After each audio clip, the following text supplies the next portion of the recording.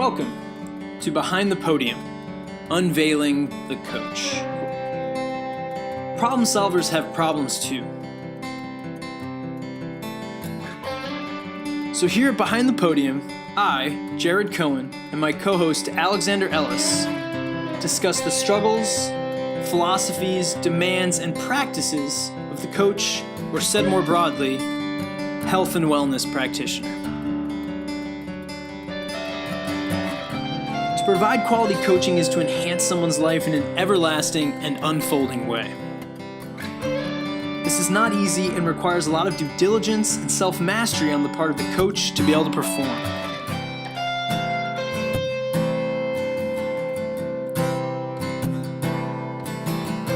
So without further ado, join us as we dig deeper into the depths of the coach's mind. Welcome back, or welcome to Behind the Podium, Unveiling the Coach. I am Jared Cohen with my partner in crime, Alexandra Ellis. And today we go behind the podium with a coach, yoga teacher trainer, published audible movement narrator, singer, piano player, harmonium player, graduate of the University of Arts with a Bachelor of Fine Arts, Harry Potter fan, co-owner of an eco-friendly fashion company, and an aspiring superhero with the power to realign parked cars to make more space. Specifically, this guest of ours holds a 200-hour certification in Hatha Vinyasa, a 200-hour plus advanced certifications in Forrest Yoga, and completed a year-long mentorship under the guidance of Dr. Heidi Sormaz. Moreover, she co-created the new School of Yogic Arts, a teacher training school for those who want to learn to teach the practice of yoga as a living system that breathes differently in each body. This guest of ours can be found teaching vinyasa and core flow classes at Coolidge Yoga in Brooklyn, Massachusetts, and at Sadhana Yoga in Boston, Massachusetts. Without further ado, it is mine and Alex's pleasure to welcome Laura Ahrens to Behind the Podium. Welcome, Yay. Laura. Thank you. It's good to be here. Did I pronounce your last name correctly? Yes, it's Ahrens. I get Ahrens. a lot of things. I get Ahrens a lot. Yeah. Ahrens. But A-H. Well, I just have to say how excited I am to have a fellow yogi on the podcast after we have spoken to many a strength and conditioning coach. We talked to Elizabeth Whip, who's a strength and coach and yogi, and now we have the essence of yoga. So I'm so excited to have you here with us today. I'm excited to be here, especially considering our conversation before we started recording. I feel like I could just talk to the two of you all day long. Yes, perfect. I know. I was like, Jared, start the recording because this is gold and we need to capture it all. Yeah, I actually think that was the most pre-recording substantive convo we've had. So I'll have to fly out just to hang out with the two of you. Oh gosh, yeah. Anytime you want. Most I'll put definitely. a blow-up mattress for you. You can crash right here. It'll be great. There's far less humidity here on the West Coast than the East. Well, a little shout out to Amy Mantis as we begin this here, our executive producer and two-time guest of the show. Amy kindly put us in touch with Laura, and I thought I would start by reading a little Amy testimonial just to pump Laura up a little bit more and give some tangible context as to what is felt by one of her clients and students from her teaching. So from Amy, I thought I had experienced great yoga teachers, and then I started going to Laura's classes, and my mind has been blown away and simultaneously eased by her. No one I've come across embodies her why more than Laura. She is beyond articulate. I have no desire to be a yoga teacher, but I would sign up for her teacher training just to spend the time with her and learn more from her. During her classes, she doesn't play music. She talks the whole time with rarely a falter. I think it has to do with her theater performance background. And what she imparts to her classes is pure wisdom. She also has an incredible understanding of the body and will always help a student after class if they were struggling with a pose or just have more questions about it. She also helps people through class, and today during class, she saw me struggling to get my legs to be flat while lying on my stomach. My right leg was feeling funky, so she came right over and stood on my feet for a solid minute to help me get more grounded. So, piggybacking off of that, as Amy said, she's never known anyone to embody her why as impeccably as yourself. So I figured we'd start with a common question that has come out of many of the conversations we've had with guests like yourself. What is your why, and how do you cultivate and maintain it inwardly and outwardly?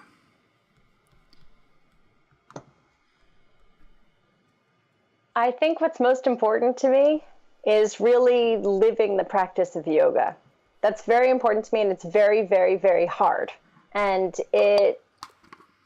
there's a lot of loss when it comes to the growth that's necessary in the yoga practice. So it does hurt sometimes, but I think what's most important to me is living pretty closely to these teachings so that I can have the most clarity for myself, so that every action that I take is absolutely pure in intention and for the greater good, so that I can, I really, really want to, in this life, get to a place where all of my actions are so completely pure in their intention and so clear and so intentional, and that the way that I interact with others is for their good, that the way that I interact with the earth, that the way that I interact with animals, that the way that I am on the planet is for good. And that really matters to me. And what was the other part of your question?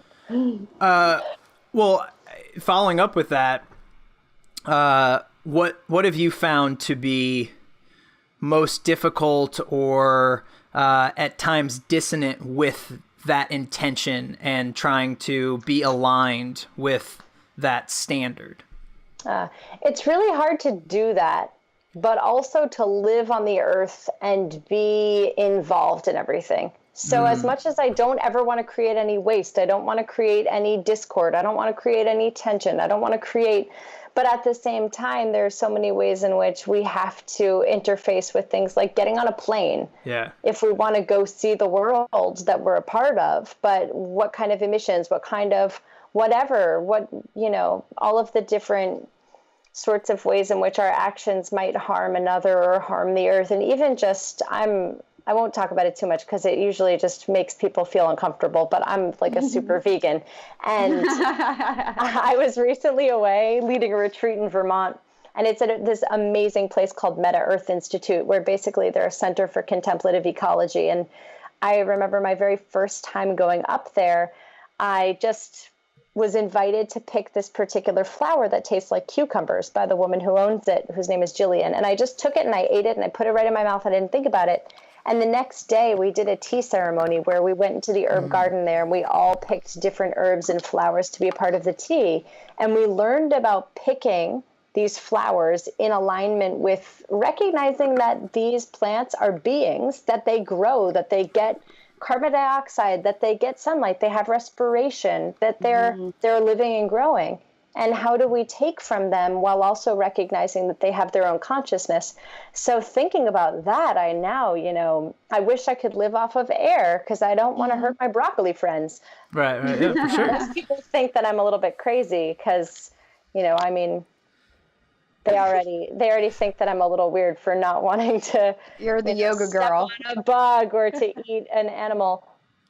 But I find it really challenging to live in the world, to engage in society, and also to uphold these values. It is really tough. It's also really tough just in the face of being a human and having anger and sadness and grief and sorrow and all of the different emotions that can come up that I definitely have, and to work with them in such a way where it's a part of the practice instead of inflicting them on others, and also being able to face them.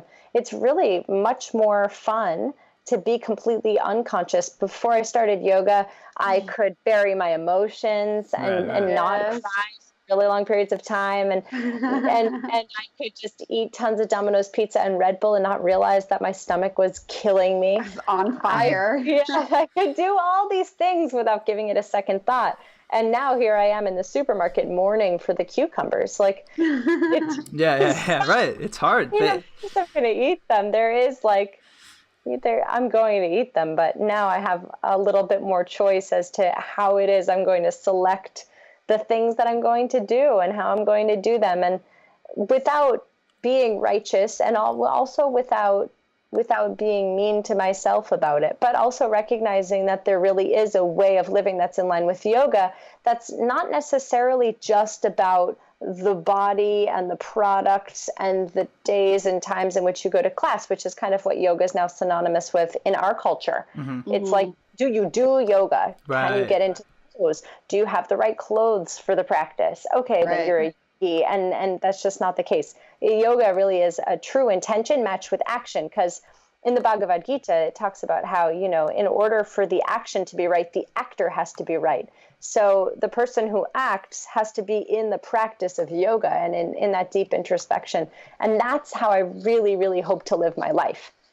I really, truly do. And it's tough sometimes. And sometimes I think I'm doing a terrible job. And sometimes I think I'm doing a pretty good job. But that's what I aspire to. Yeah. And you so fully embody what we've talked about, which is practicing what you preach. I mean, to like 100% T, which is wonderful and amazing. And I find it also so interesting about, just being aware of our presence on the earth and the impact that has on everything around us. There are so many people who are not aware. And I agree that, a yoga practice and an introspective practice, mindfulness and meditation has brought that to the surface for me as well. And I'm actually listening, because I can't bear to read it because it's very not technical but deep. But this book called *Sapiens*. Oh yeah, I started it too. Yeah. Jared and I took a class last week at CrossFit LA, and Kenny Kane, who's been a former guest on the show, was like, "You have to pick up this book, read the first page, and you'll just buy it." So I did the audio version so I could, be out in nature while listening. Yeah. But this idea that Homo sapiens, right now, we're the only species of our kind on the earth, and yet we're dominant and destroying everything else. And there was a time where Neanderthals and Homo erectus and sapiens, like there was multiple species of, humans, so to speak, on the earth at the same time. But there's something about sapiens where we've just been able to mow over and destroy everything. This morning I went hiking and I was listening only in one ear so I could pay attention. And they're talking about, sapiens' arrival to Australia and how that completely changed the ecology of the whole planet, or not the planet, but, the planet, yes, but also that island. And so how awesome it is that you are awake to this idea of the impact we have with every decision we make throughout the day on the rest of the world.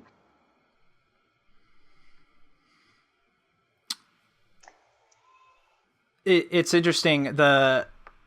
I'm glad you're listening to it as well, Alex. It's our book club.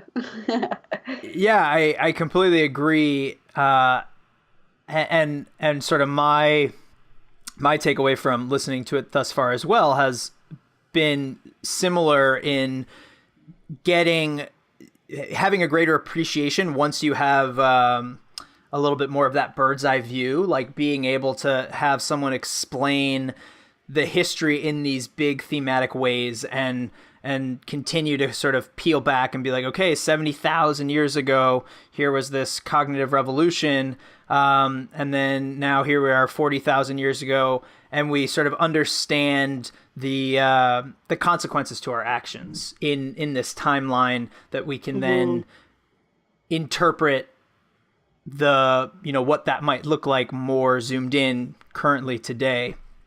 And so back to you, Laura, I'm curious, based on this concept of practicing what you preach and living your practice, what inspired you to write the article that you wrote called Living Your Practice back in March 20th of 2016, so a little more than a year ago, which we'll link in the show notes, but it was published on the Kira Grace website. I'm sure you've kind of had these thoughts ruminating for a while, and what was the catalyst that made you say, hey, I want to put this down in writing and there's a message I want to convey? Well, to tell you the truth, I've been really frustrated for a long time. And I mean, I've seen a lot of the commercialization in the yoga industry, which can be helpful because it's what brought me to yoga. I wouldn't be here talking to you about any of this if I hadn't come to my first class because someone was interested in yoga and opened up a studio and da-da-da-da-da. Right. It's like, I think my frustration comes from, the separation of yoga asana, the postures, from their philosophical context, which is the real reason why to ever do a pose. And the way that we're perpetuating that image through the way that we're portraying yoga. So, a lot of people, like I said before, will think that being a yogi means that you eat some things that are healthy and you go to a yoga class and you wear clothes by yoga companies. And that's just really not the case. And in fact, it might even just be the antithesis of yoga if the way that we're moving is not creating consciousness and awareness and understanding, then the postures are maybe not even yoga at all. Which is not to say that there's no benefit to them. There is immense benefit in moving the body, in being embodied in this life, and in really connecting to our bodies. There's tremendous value.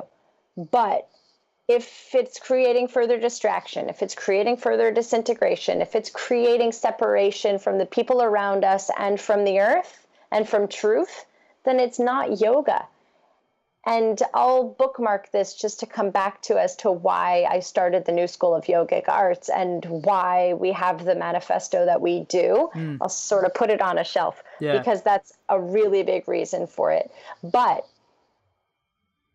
even if we can't very perfectly embody the philosophical aspects of yoga, it's important to acknowledge that and acknowledge that they are a part of yoga. In our culture, we love to, when something is not quite what we would want, we like to sort of edit it. We like to say, oh, well, it's... It always starts like that. Oh, well, It's like that. It's like, oh, well, it's ahimsa to myself to do blah, blah, blah. And for those of you who don't know, ahimsa is nonviolence, and it's the first tenet of the 8 limbs of yoga. There's the yamas and the niyamas, which are these precepts for living your life. And it is the very first yama, ahimsa. And people love to make up their own definitions for it. Yeah, they do. Time, so that it can support their actions and them feeling the certain way that they want to feel about themselves, and then not having to take responsibility for their actions. And I think that the best, most radical, most real, most healing thing that we can do for ourselves and the planet is say, you know what, right now, I might not be living what that precept says, and that's okay. But, I'm learning and I'm figuring out ways in which I can come to that. Instead of saying, oh, well, it's not important because it's not exactly what I would want to be doing right now, and making up a reason why it's stupid and doesn't need to be followed, and or, trying to make ourselves feel better about what we're doing. So, I think we get ourselves into trouble that way.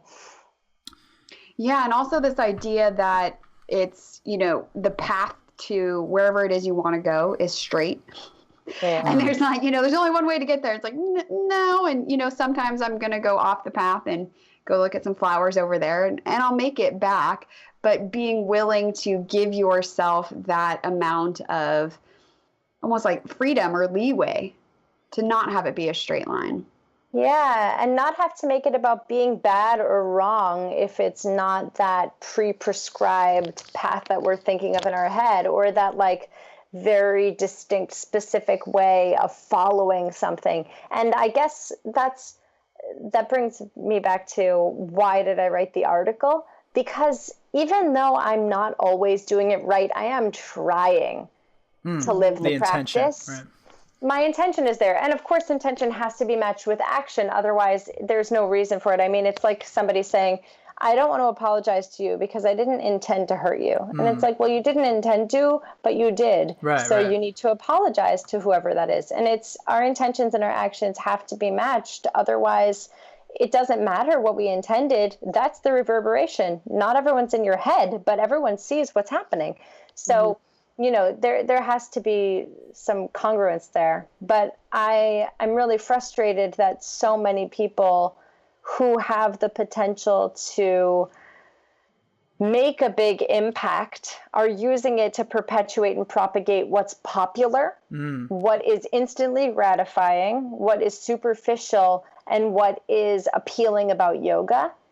And I see this all the time. There's just Instagram pictures with a quote underneath, and that's not doing anything. Right. You know, what would be doing something would be, you know, deciding not to purchase things, or to purchase things that are sustainable, or to, you know, eat more plants that are organic, buy local food that's nearby you, not drive so much, don't buy so much new stuff.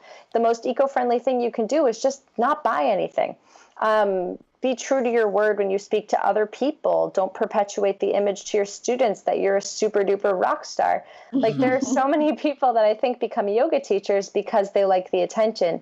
And it's not about that. And it's not about doing what people are going to like all this beer yoga and, you know, yoga and wine and chocolate and all of these different events seem cool in essence, but are they bringing us closer to what yoga truly is? And there are many ways in which you can do that.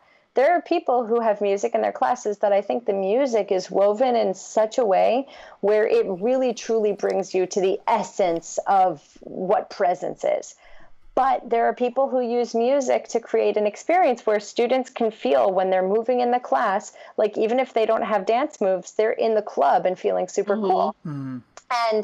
And then we use, and it's a wonderful experience to move to music. I mean, I really love dancing, not the classical kind. If you ask any of my classmates from college, I'm the worst. But when you're like out with friends or whatnot, but you know, it's not, maybe your contemplative practice is not the time for that.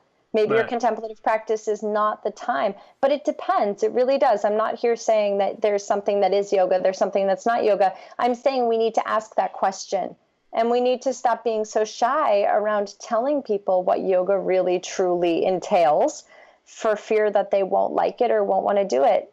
It might not be the path for everyone, but it is a path that's really potent. And if we don't teach about what that is, people won't find their way to it.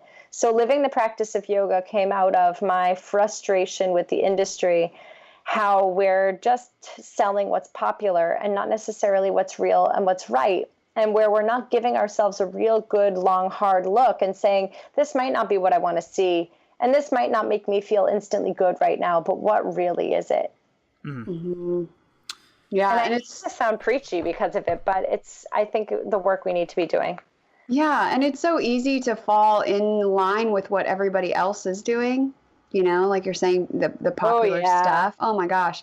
But I just read an email from, I think she's a business coach. Her name is Rachel Rogers, and she was talking about how everybody gets this color of beige because we're trying to like wash out our personality and do what everybody else is doing.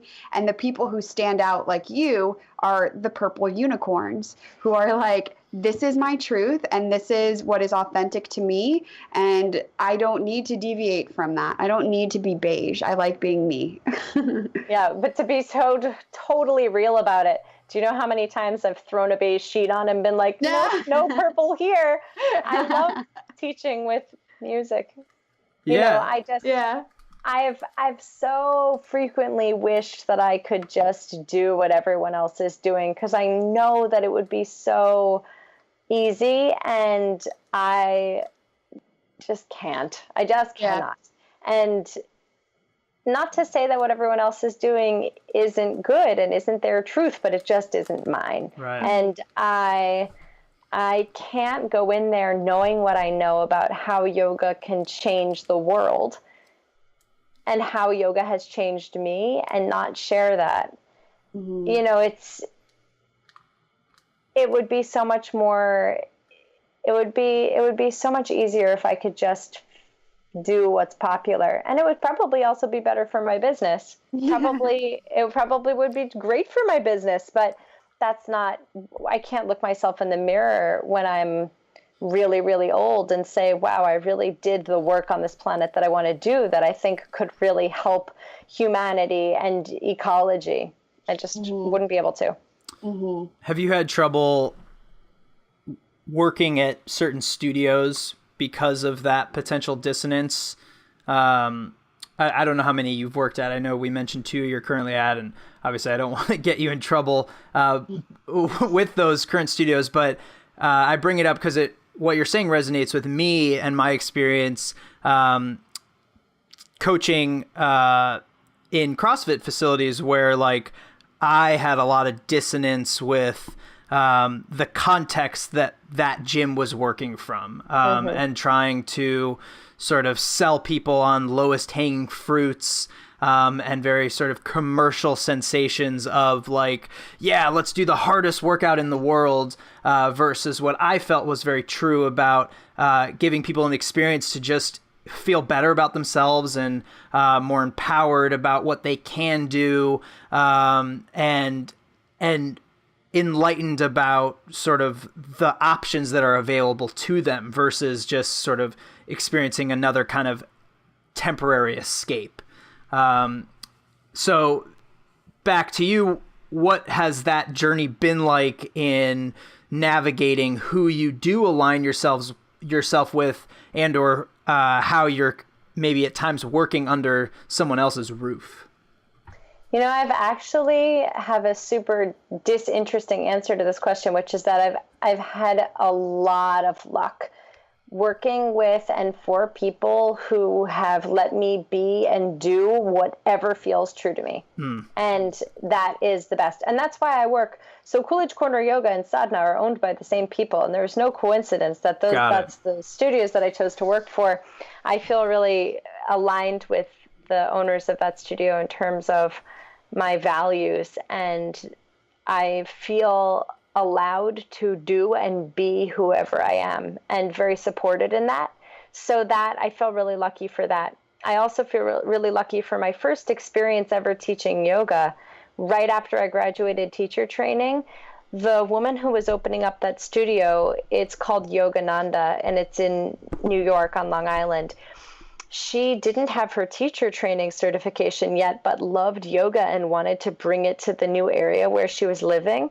And she let me do whatever felt truthful to me. Right. And I felt so lucky for that experience. Teaching 5 classes a week as a new teacher with absolutely and at one point I taught 7 classes a week there. I just was allowed to do and be whoever I was. And so I really appreciate that. And, you know, at the same time, piggybacking off of something that you said about your experience working for certain gyms, about having to sell a temporary experience, I think that's an interesting way of looking at it, because that's oftentimes what we're pushed to do. Because if you think about it this way, you would never, ever go to an equestrian society and say, hey, I want to get on your wildest horse and go for a canter. I've never been on a horse before, but I only have about an hour to go horseback riding, and I want it to be worth it. I want it to be worth it. Put me on that horse. And you would never, ever, ever go to a dojo and say, hey, I want to be a black belt today. They'd say, here is a white belt. Bow before you enter. Right. And you have a long road ahead of you. And in yoga, we totally disrespect the tradition of it. I jumped right into a vinyasa class for my first class. So I always recommend to people, I say, being in your first vinyasa class might feel like you're in a foreign country and you don't know the language, you don't know the names of the poses, you don't know the alignment of the poses, you don't know anything about it. So it might be helpful for you if you get the grammar and the vocabulary of yoga in a fundamentals class so you can start to make sentences before you write a book. Yeah. So it would be really helpful if we had decided when popularizing yoga to set it up as an actual path that you're walking, much like in yogic tradition, how an aspirant would work with one guru, one teacher, and get whatever the teacher thought that he was ready for. Yeah. And I think presenting it that way, it's like, it's like going back to our analogy of giving, information on numbers to a 2-year-old. And then when they're old enough, you build upon it. You say, okay, here's addition, here's subtraction, here's multiplication and division. Okay. And then eventually you can teach them about, geometry. And I think it would be really interesting to see how people's path changed if we actually offered yoga not as this like thing that you could buy into one time just because you want to and you feel like it, but as the system that it's supposed to be. I think there would be a tremendous impact there. And that's one of the things that I sense and see from longtime practitioners who have a teacher that they study with who does bring these things into practice. But it is kind of, you are encouraged in this industry to make one really fun class experience. And that's why there are all these special event classes, which I think can be a lot of fun and they can be a great gateway into practicing yoga. And if you're a longtime yoga practitioner, sometimes you probably do need a little bit of relief. Right. It is sometimes excruciating to walk the path of yoga. And it is sometimes nice to just be in a class where you're allowed to flow and feel your own body and not someone's yakking at you all the time. But there has to be a place for that. And I want to be the place for that, because if I hadn't had that place for me, I never would have known any of these things about the yoga practice. I would have thought it was just all about me, connecting to my body, feeling myself, breathing into my lungs. And I would forget that it's actually a practice about how we are in the world, and how we're wanting to be in the world, and how we're wanting to be in our own relationship to ourselves and to others and to the earth. Now, correct me if I'm wrong, but it doesn't seem like a lot of places have a sort of on-ramp or fundamentals offering, right? It's just like, here's the weekly schedule, like, and then they'll like name classes, core flow or power yoga. And it's just kind of like, okay, I'm a member and I sort of like drop into the classes that I want.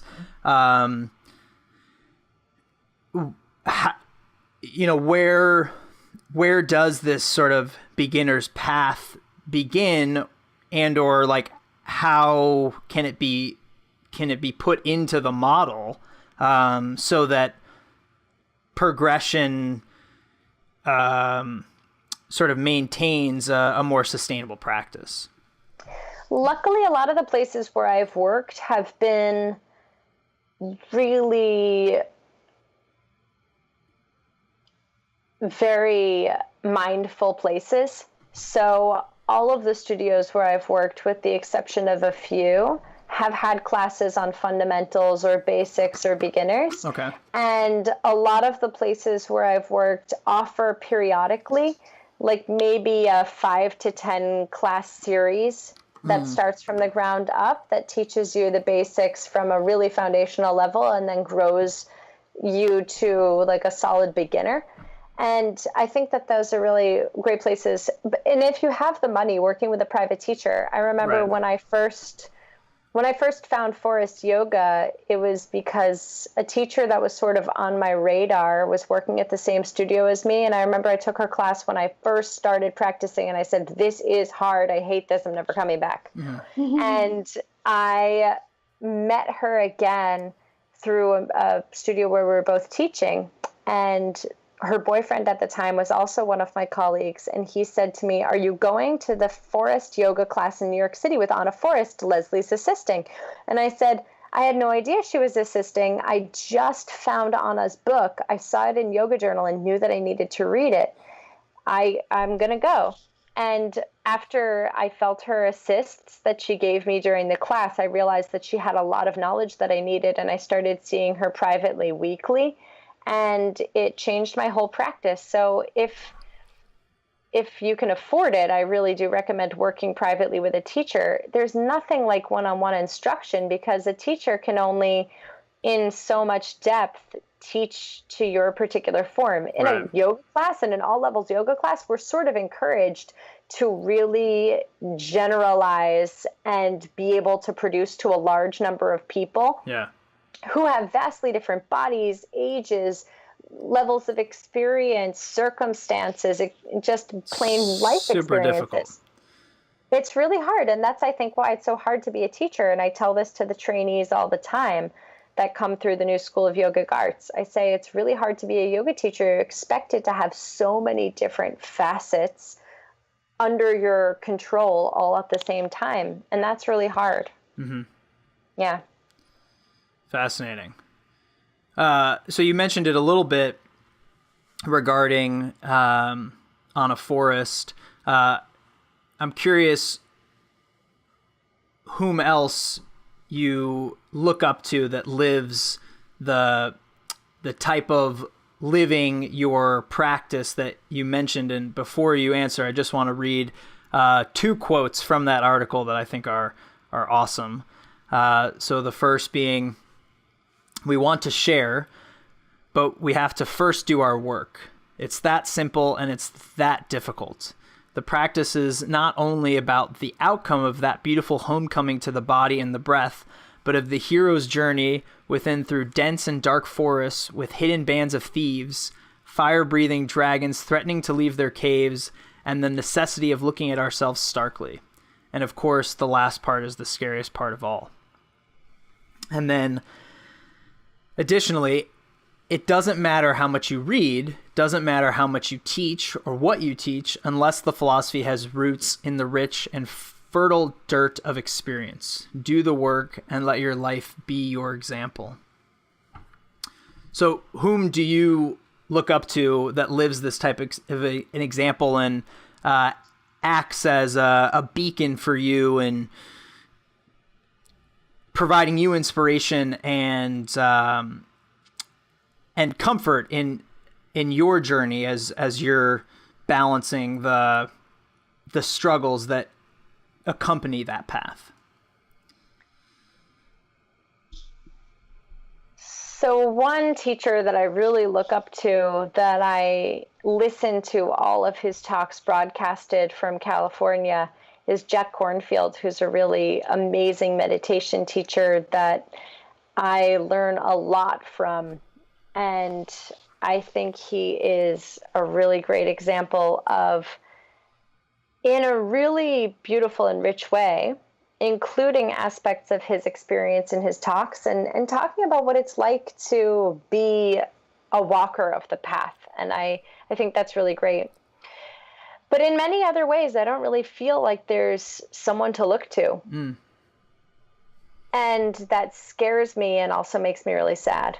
And I have a lot of colleagues that I really love and appreciate, but at the same time, there's not somebody who's walking before me that I can really look to and say, yes, that person. And of course, like, I have my mentors and I have my teachers like Anna Forrest and Heidi and Leslie and all of those people that I look to for inspiration and also think are super, that they are living their practice in many ways. I'm trying very hard to create what I'm looking for. Mm. Mm-hmm. Yeah, and that's awesome. That's really. It's kind of sad for me and a little scary for me. And also at the same time, I'm thinking to myself, how am I going to be able to do this? And also, who do you think you are to be able to do this? because it is hard. It's Right. hard to live the practice. And I think it's really interesting that you chose to talk about this article, considering that I on my site have a whole bunch of different things that I talk about. And I also think it's interesting that you chose those quotes, because to me, like, that really does sum up why I do what I do and why I do it, how I do it, and also why it doesn't resonate for everybody. I know that I'm not as popular as I could be, and I know a lot of people turn away from the way that I work, especially after they get right to the heart of it. Mm-hmm. They'll get right to a point where they feel like they're at a crux, or where it's really difficult, or where it's really struck a nerve for them, and I notice them just kind of disappear. Mm-hmm. And it's happened enough times that I know exactly why. Yeah. So when I turn, it sounds almost like I predicted it. I say, oh, was it because X, Y, Z? And they're like, yes, it was. And I just know to expect it. And I even feel that in my own practice and with my own mentors and my own teachers, I, sometimes get to a crux where I feel like I have to see a part of myself that's really scary, or work through something that's really challenging. And I want to run in the opposite direction, especially when I'm at every time I run a teacher training, I have to see myself in a different way. And I get to almost a new threshold of self-growth. And almost like clockwork, every single time I want to quit teaching yoga, move into my cave, just get a job to get scrap by, and like live my life as if I had never even been in the practice. That's the kind of scary stuff that you have to see, and the kind of stuff you have to deal with, because you can't be unconscious to anything. It's yoga will show you the highest highs and the lowest lows, because you can't get the peak without the valley, unless you want to balance on the peak for the rest of your life, which means you're going to have to give up a lot. Mm-hmm. Yeah. It reminds me of what you said earlier upon this topic in the episode, like this idea of, if you want to be involved, right? Like, it's difficult to live the practice and still like want to be sort of a member of society, right? Like it's a real kind of tricky line to sort of walk and figure out what side you want to be on, and kind of what you're willing to accept versus what completely flies in the face of your standard.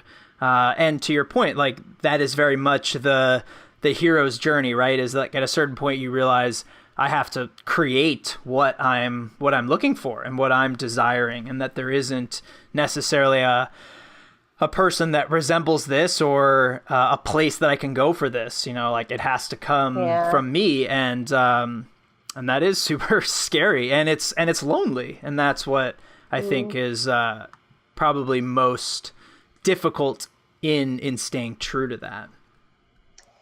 Yeah. Two things that I think of hearing you say that. And the first is that I think in order to live in the world, I also have to realize that a part of my work is realizing that I'm not always right. Mm-hmm. That maybe I'm not right when it comes to all the things about this path. Maybe I am not right when it comes to the relationship that we should be having with the earth, or with each other, with animals. Maybe I'm not right.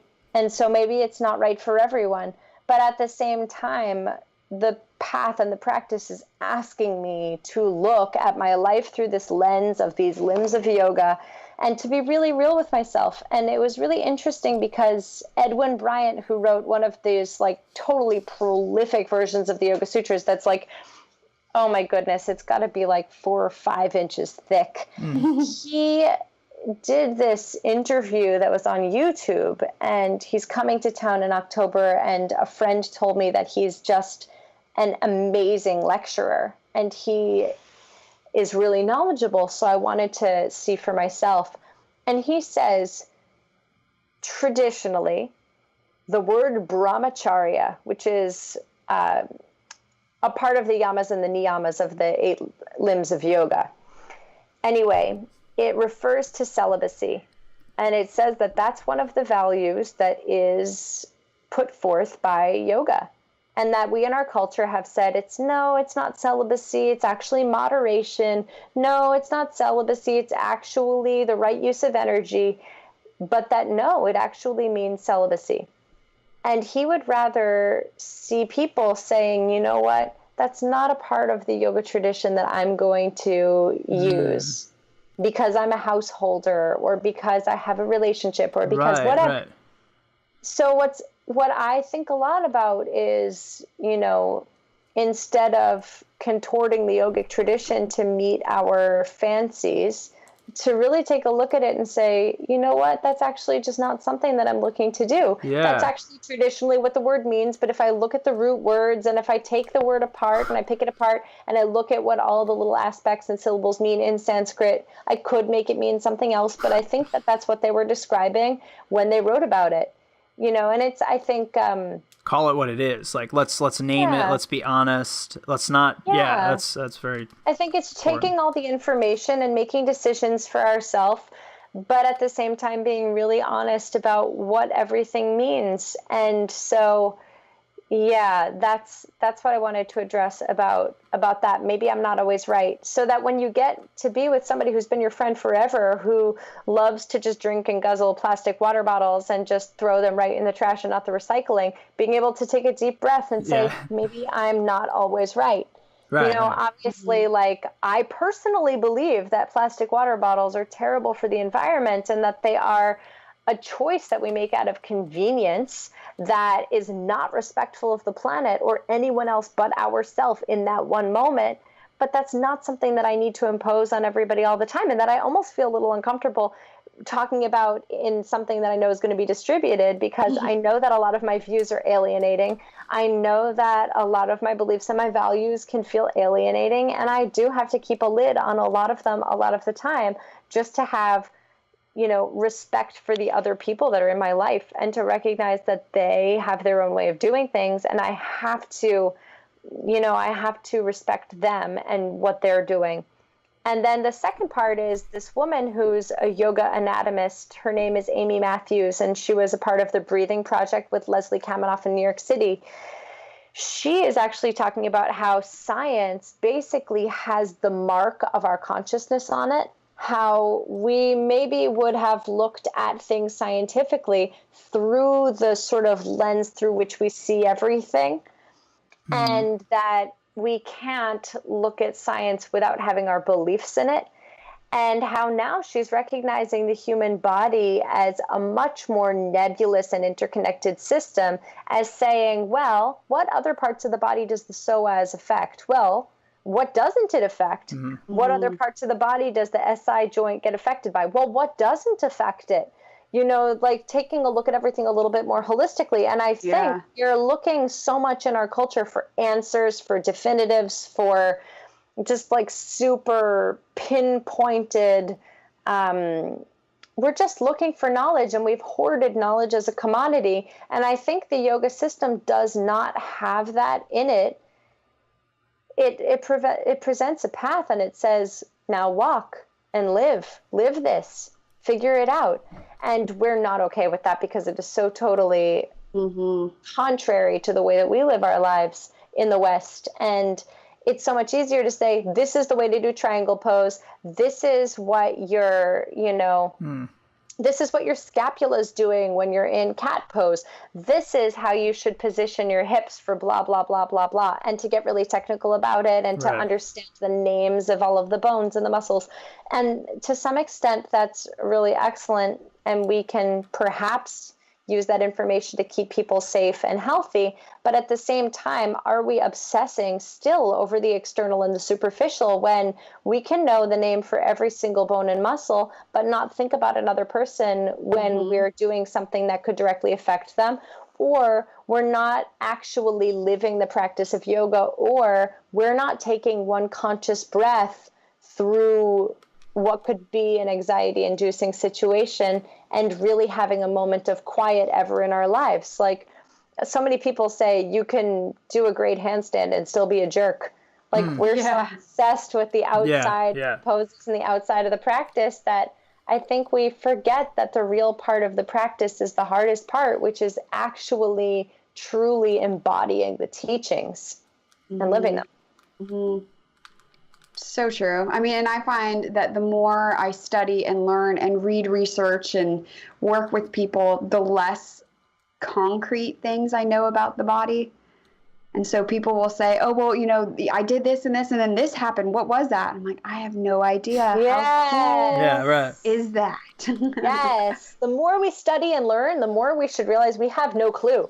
I talk about this all the time in my classes. We don't even agree as a world of people why we're on this planet, what we're doing here. We have no idea. The Christians might say one thing, the scientists might say one thing, the atheists might say one thing, your next door neighbor might say one thing, you might believe something totally different, and we still have no clue that we can agree upon, even with all the science and the innovation that we have. So I think the best way to practice yoga is by saying, I don't know, I don't know, I don't know, over and over and over. It's like all these new thresholds of I don't know. I feel like I know less about yoga now than ever since taking this 18-hour trauma-informed brain-based teacher training with Sarahjoy Marsh, whom I really do respect a lot. I think she is an expert in her field in so many different capacities, and she still gives priority to the yogic philosophy and to the lived experience of practicing yoga. So I do think she's another beacon of truth on the path for sure. But saying I don't know, I think, is the very best thing. If somebody says they know something for sure, you can run for the hills. Right. Yeah. No, it's saying I don't know, but being willing to take a step into that unknown. Because there's a lot of people like, I don't know, and then they just step back and don't even explore for themselves. So it's step into the unknown for sure. Really interesting that you say this, because I was listening to Amy Matthews on Jay Brown's yoga podcast, which is called Yoga Talks. And he and she were both talking about how no one wants to be first and how they're stepping forward and saying, okay, I'll be first. I might not be right, but let's figure it out together. And I'll tell you what I figured out. Right. And if you have a different thing you figured out, you can, because it's like Amy saying that, if you're teaching a yoga class, people will oftentimes think that what you're teaching, you're positing as true. And at the same time, you're just saying, no, I just was willing to be first, and you can join me and we can all figure it out together and be in the exploration together. And I might not be particularly translating exactly what they said perfectly, but that's what I got from it. And what's your experience like within the new school of yoga arts and doing teacher trainings when you are particularly coming from a training you've attended yourself, like you just said, this 18-hour training, and you're in this kind of place of dissonance, or maybe not necessarily dissonance, but just like digesting, right? And you're like, wow, that's like a lot of new stuff, and now I'm kind of like a little shooken up about what I do know versus what I don't know versus what I don't know. And how does that sit with you and then translate into now going into this room of kind of eager potential teacher trainer or potential to be teachers, prospective teachers. What is that like, and how has that evolved for you as you've been doing teacher trainings within the new school of yogic arts? That's a really interesting question. And it's something that as soon as this 18-hour training let out, I went back to my teaching and I felt incredibly just, at sea. I didn't know where to start. I felt really just disoriented. I really wanted to integrate everything that I had learned, and at the same time felt so lost to, because 18 hours into the field of trauma-informed yoga and, with a neurological leaning, I realized how much I don't know. The first thing I wanted to do when I got out of that training was enroll in like a 10-year PhD and master's and this and that. Like, I just wanted to be learning, but that is just not a reality for me at this moment. So I had to, figure out what I was going to include. And also knowing that it's really important not to include new information until you really fully understand it and where it fits within the context of what you already have, because being a teacher provides a platform for a lot of people to listen to you. And spitting something back out before it's fully digested means that you're giving audience to your process, and it is important to figure out what it is you're wanting to say before you say it, and really know it as your own temporary truth. Obviously, truth is constantly changing as we're changing in some ways. And in other ways, there's some things that are fundamentally true. But, right now, what we think could be true scientifically could change. So, obviously, the point is just not giving inaccurate information or undigested information is very important. And of course, if that shifts in the future, you can change your mind and you can change your teaching. But giving what you know to be the truest truth at the time is important.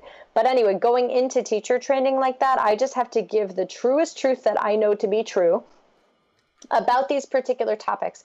But I can explore some sort of themes from my trauma-informed training that I've digested, or from books I've been reading, or from meditations that I've been taking with, other teachers, or from their publications. But it's important for me when I'm teaching about the concrete aspects of the training, like what's the assist for this posture? What is this exact pose? What's the alignment of it?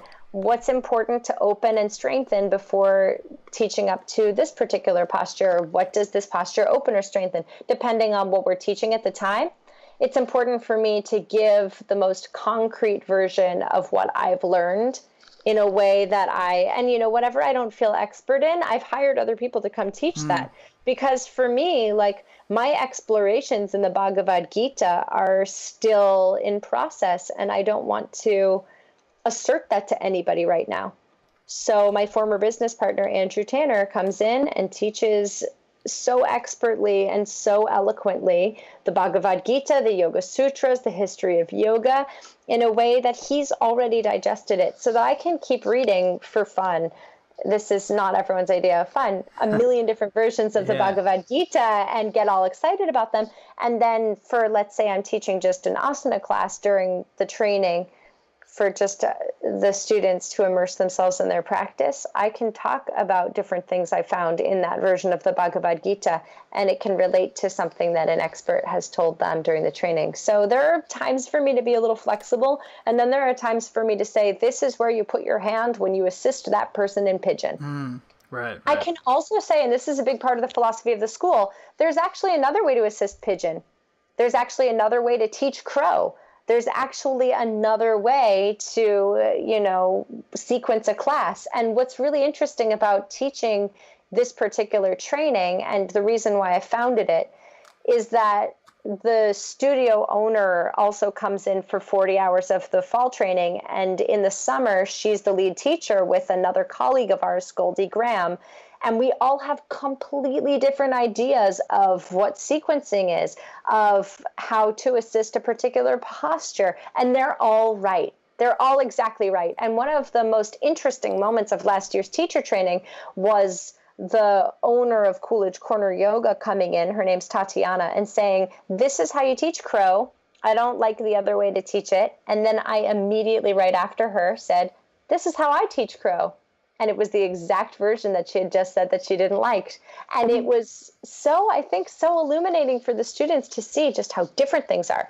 My Andrew, who comes in for philosophy, does not like to sequence classes before they start. He teaches right from the heart, or from what he feels is being channeled through him. And he teaches so that you can connect to bhakti, to, that the heart of devotion, to really just being connected to God and the universe when you're in your practice. So he just comes in and shares that. And it does not look anything like what, an alignment-based vinyasa practice would look like, which I pay meticulous attention to. And I can get into why, but I don't know that it's necessarily related to this question. But it's just a way of showing that there's so many different ways that things can be true and right. It's like living in a tropical climate versus living in, the temperate deciduous forest. It's like, it's not that one is better than the other. There are different challenges and different strengths of both. It's just a totally different reality. And that's just what it is with different types of yoga. If it all leads to a deepening of consciousness, if it all leads to a deeper understanding of our interconnectedness, if it all leads to potentially more peace on this planet, more understanding, less judgment, more awareness, less reactivity and automation, and more humanity and clarity, then yoga is doing its job. And it doesn't matter if you find that in a seated meditation practice for hours a day, or if your practice is in constant motion, or if you do the postures fast or slow. But for me personally, I found that truth comes when the postures are slower, because it gives you more time to really see and less time to distract. For me, I found that it's without music, but for some other people, they find that when they're in the flow with music, they can finally shut their brain off and connect to themselves. It really depends. And so that's what I found most thrilling about having the school is that we can show all these different ways. We obviously give a really strong foundational, like, this is how you sequence, this is how you cue, but here's this other way of doing it. So right. that, like, we're not just saying there's a lot of ways to do it. Yeah, figure it out. It's not like, right. It's not like Picasso didn't study art and then was just like, I think I'm going to break all the rules of art and do something innovative. You really do have to have a foundation before you go and innovate. But that's sort of where our mission came from. So one of the big themes we've touched on over the course of doing these episodes is the topic of language, words, titles, meanings behind what it is we're calling things and how we're framing those experiences for those we're working with or those we may potentially work with. So I feel like yoga is, and as you've sort of alluded to in a bunch of different ways, it's like, it's a very loaded term, right, nowadays. When correct me if I'm wrong, the translation is union, which can mean a lot of different things. So I'm curious for you, like, what is, how do you define yoga, but more particularly, what is like sort of non-negotiably not yoga for you? Like, what would you not be okay with someone saying that, like, this is my yoga practice? Is it, if it didn't include something particular? That's my kind of also loaded question. It's so loaded. Yeah. That was the exact word that was on the tip of my tongue. It's super loaded. And I guarantee you that this will change next year and in 5 years and in 10 years and in 100 years if I live that long. Seems unlikely, but you never know.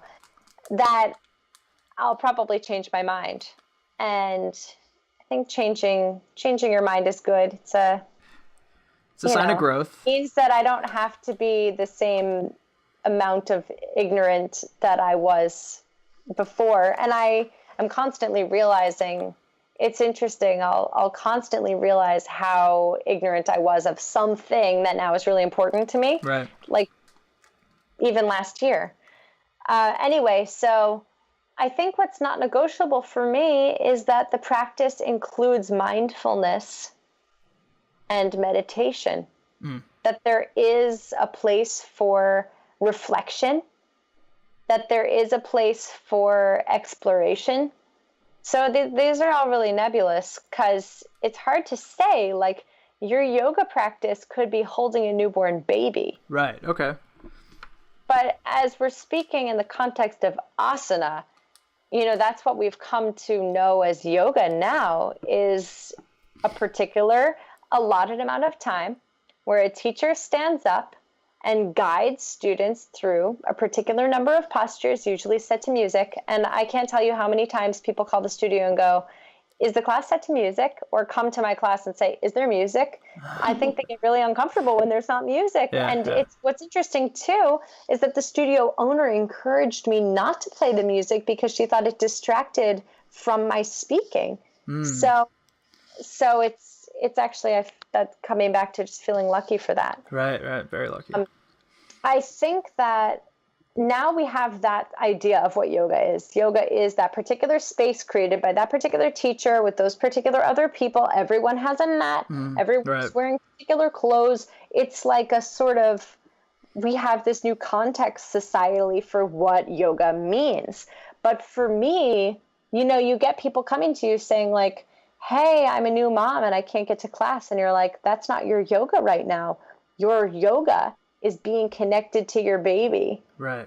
But it's a completely different way of saying yoga. Yeah. So for me, yoga has to include some amount of looking at yourself and the interconnectedness between you and all things, and being able to maybe just for a second lift the veil, lift the lens. Like, if you were wearing goggles your whole life, it doesn't matter how strong your eyes are, they're obscuring the way you see everything. And our brains were formed in large part by our caregivers, by our society, by everyone around us, by our experiences. And in large part, we might not see the world as it is. We see the world as we are. So, you can be so devoted to your practice, but if you're not seeing yourself clearly, you might perpetuate the same sort of harm against yourself or against the planet or against others or against animals that would be happening if you weren't practicing. So I think there has to be some seeing of ourselves. We have to be willing to look at ourselves and see ourselves for what we are and for what we're doing, and be able to get some clarity without saying that you're bad or that you're wrong, without making yourself into a bad person for having acted in the ways that you did or for doing what you do. So I think there's definitely a fine line there, but I think that for me, that's what my practice includes, really getting in touch with what's going on in me, because that's the first step. Like, if you're aching and your body is killing you and your heart is broken, your chances of being really kind to other people or the planet are a little lower. And also, we have to be kind to ourselves. This is by no means trying to downgrade the importance of having a really strong inner relationship, but it can't stop there. The yoga practice can't be me all the time. How does this benefit me? I think if the yoga practice, it has to step off of the mat. Otherwise, it's just asana. We're just practicing that one little isolated piece. Got it. In the interest of time, let's shift gears into the rapid fire. Sure. And no stress, Laura. The answers from you do not have to necessarily come in a rapid manner. It's more of an objective on my behalf that I am to ask them in a more back-to-back way. I see. Well, I mean, as you have learned from speaking to me this long, you might have noticed that I am really verbose and I don't stop talking. That's okay. That's why we love these conversations. So it's more of my own responsibility to try and keep it firing. Cool. So, first one here. What is your biggest coaching and or teaching pet peeve?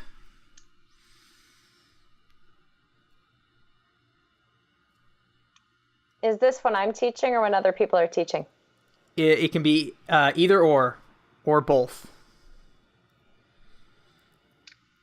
So what really bothers me is when people make the practice out to seem trite and easily attainable. Like, oh, if you just think this little positive thought or just manifest that, or it'll all work out in the end. Maybe some of those things are true, but we have to recognize them in a way that's not trite, in a way that's complex.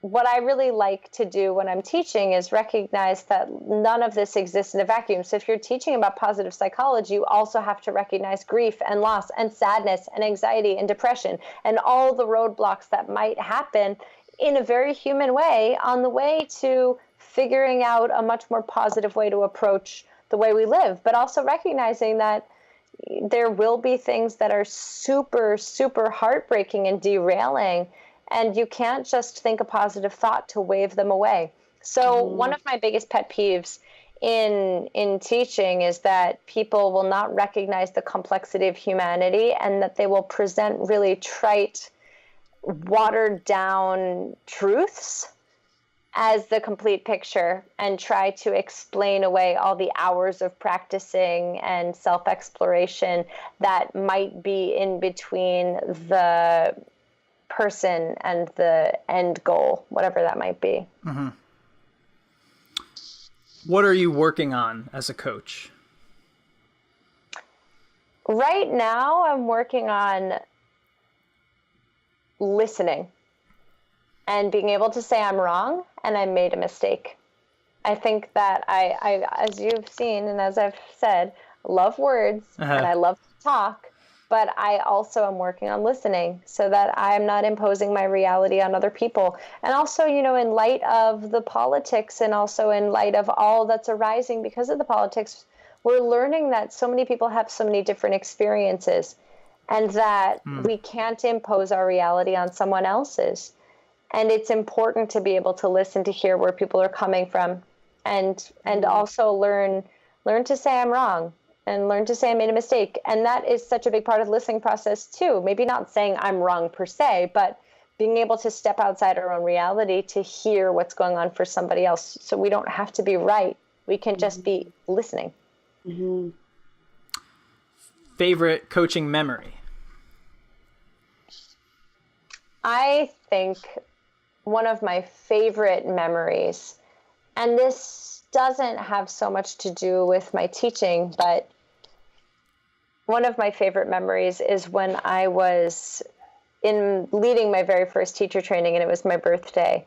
And all of a sudden, my students came to me with 3 homemade cakes and with 2 life-size birthday cards, and they made one of those really big checks that you would get on a game show. Oh, yeah. Reflect that they all pooled money together for me to donate to my favorite charity.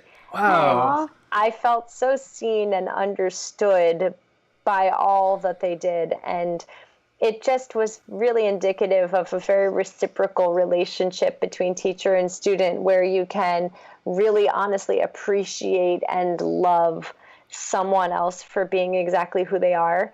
And I really felt like they got me in that moment. And awesome. it was really beautiful. But also just anytime I graduate a teacher training, it's one of my very favorite moments and memories, because there is so much recognition in each other of just each other's beauty and the real essence of what the other person is. And there's just so much feeling of community and love and what the world could be like if we really recognized that all the time. Recognizing that not in a trite way, like, that person's great all the time. It's like the way that you would recognize in a partner, like, okay, this person sometimes does things that annoy me. This person sometimes does things that make me angry.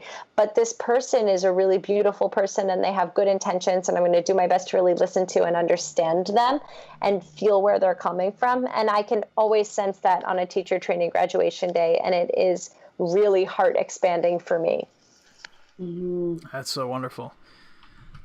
Lastly, we normally ask, we normally finish with, what does it mean to practice what you preach? But we have sufficiently, we kind of flipped things on their head for this one, so that was cool. So we'll end with this one. This is a quote by T.S. Eliot, and I just throw it out there, and then you can respond to it however you see fit. We shall not cease from exploration, and the end of all our exploring will be to arrive where we started and know the place for the first time. I think it's really interesting that you choose that quote, because it really sums up all the learning that I've been doing and all this that I've been saying about needing to listen more fully, or realizing that I'm wrong, or just realizing that I don't know anything. And I think that all of this that we're doing all of this practice of yoga is just to learn how to be. We're not looking to get anything. We're not looking to do anything. It's really just to learn how to be right here, right now. So all of this, we're pretty much, and I don't know if you know the story of the alchemist, and maybe I shouldn't talk about it because it would give it away, but I'm, and everyone who wants to walk this path is going all around the world just to realize that everything was right here this whole time. Yeah. That there's... Right. We're just learning to peel back all of the different layers that have covered over our very truth that's been inside of us this whole time. So I think the more we learn, the more we're realizing how simple, but how difficult it is, and how much of it is innate that we may have just forgotten that we knew. Beautiful. Well, thank you so much for your time and patience today. This conversation has been amazing on so many levels, and it's been such an honor to talk to somebody who truly walks the walk of what it is that you do. So where can people find and hang out with you, either on the internet or in person? I know you've mentioned some stuff, but just to sum it all up. Yeah, you can find me in person at Coolidge Corner Yoga or at Sadhana Yoga. They're both in Boston. Coolidge Corner is in Brookline, but it's like a stone's throw from downtown Boston. You can find me at ahrens.yoga. That's AHRENS.yoga. And you can also find me, my Facebook is Laura Ahrens Yoga. My Instagram is at Ahrens Yoga. I don't pretend that I'm on the internet that much, so you can find my occasional postings. I also have a retreat in Nicaragua in January from the 12th to the 17th, and a teacher training that starts in September at Coolidge Corner Yoga if you want to dive deeper into your practice. And you can always email me, laura@ahrens.yoga. That's probably the best way to actually have an interaction that would be more meaningful than just a couple of words under a picture. So. True. Awesome. Well, yeah, again, thank you so much. And I've been taking notes here on all the things we've discussed, and those will all be in the show notes over at behindthepodiumpodcast.com. But I have a feeling this is not the last time that we shall meet. I hope it's speak. Not. Yeah, for sure. I've loved talking to both of you. I could do this all day. And just so all the listeners know, every time we had to pause, or even the beginning of the podcast, we were talking just amongst ourselves. So I really love talking to both of you. You're super easy to talk to and ask a lot of really interesting questions. Yeah, thank you so much. We'll see you when you come to LA. Woo! Can't wait. Thank you so much. Well, thank you again. If you are enjoying the show, we would love the support with sharing it to friends and family and colleagues, and a review always helps. So with that, until next time.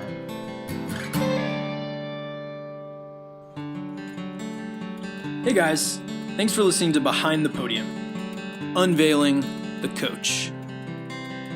If you have enjoyed what you listened to, head over to iTunes and leave us a review. More information on each episode and the podcast in general can be found at behindthepodiumpodcast.com. We'll catch you next time.